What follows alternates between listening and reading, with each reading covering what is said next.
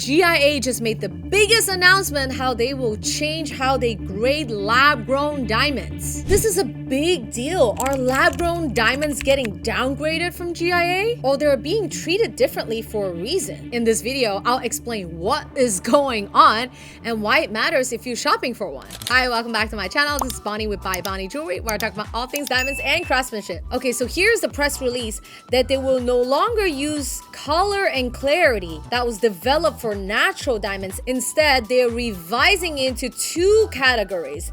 Number one, premium. Number two, standard. So immediately, like, my alarm goes off, like, what does premium and standard mean? So they're saying that these categories will be defined by a combination of metrics related to color, clarity, and finish. And if the man-made diamond fails to achieve minimum standard for quality, it will not receive a designation from GIA. So for decades, we've used the same 4C grading system. So cut, color, clarity, carat to grade all diamonds, even when lab was first introduced. So now lab-grown stones have changed the game. I mean, they're doing this because according to GIA, 95% of lab diamonds entering the market in recent years fall into a very narrow band of high color and clarity. So GIA said, why use the scale meant for natural diamonds? So basically, instead of using the full color grade scale, which is from D to Z, and then FL to I clarity, GIA will now label diamonds as premium versus standard. So basically, GIA is saying, okay, the quality is going higher, so we don't need all the extra grading anymore. So why does this matter? Like, when I saw this, I was definitely in shock because, you know, people don't like changes all the time. Changes are scary, especially as a gemologist. We have been trained to grade a certain way for so long. So I think this shift pushes people to send only the best to GIA. I feel like it's already that way, but it might make the process a little bit faster. I don't know if you have noticed, they actually took out the inclusion chart for even a lot of the diamonds because they're so high in clarity.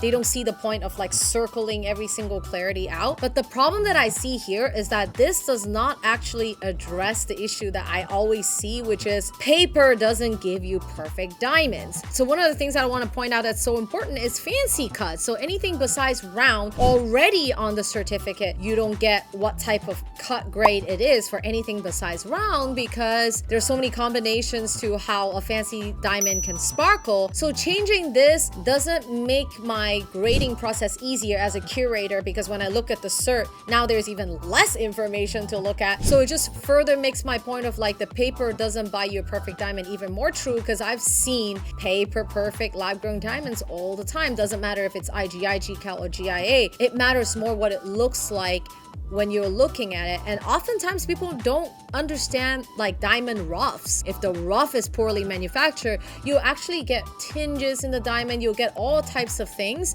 that are not listed on the certificate. So of course I have to listen in to what the internet is buzzing. So some people are saying GIA is oversimplifying things. What if a standard diamond looks amazing to the eye, but doesn't sound impressive because it's standard, not premium? I kind of see that point where it's like, oh, so if you're buying a standard lab diamond, does that mean that it's not good? Some other people are saying, well, it just gives competition like IGI or GCal more room to step in to grade. But let's be real, GIA is still the golden standard. When they move, the industry listens. And I'm actually seeing a lot of jewelers or people in the industry commenting, saying that it's actually a really good thing. Even in GIA's press release, it says, this change to how GIA describes the quality of laboratory-grown diamonds will help consumers understand the important differences in the two products' origin, ensuring their confidence and enabling them to make informed and educated purchase decisions. That I do like because I make every single video saying that, hey, those are all the new products that are available on the market. Make your own choices and kind of learn. So I guess this might be a good way to help people understand. In conclusion, I still think that the report, aka the paper, does does not tell the full story about a diamond. I've made plenty client story videos before where they come and they show me this perfect SERP where the stone looks horrible. It's out there. The internet is wild. And remember, the stone is only such a small part of just the whole ring itself. What about craftsmanship? What about everything else that goes into the ring that makes it beautiful? Remember, a badly crafted ring with a flawless diamond, it is the worst recipe you can get because you're gonna end up with a not sparkly ring. Not because your diamond is not good, it's because the rest of the setting, the metal, the craftsmanship, all of that, that is something you need to remember. Okay, now that I've addressed this buzz, I want to know what you think. Tell me in the comments, do you think GIA is making the right move? Do you think that standard versus premium is easy for people to understand instead of like DEF, VVS, VS, SI? Tell me in the comments below. Don't forget to follow me on social media at By Bonnie Jewelry, and I'll see you in my next episode. Bye!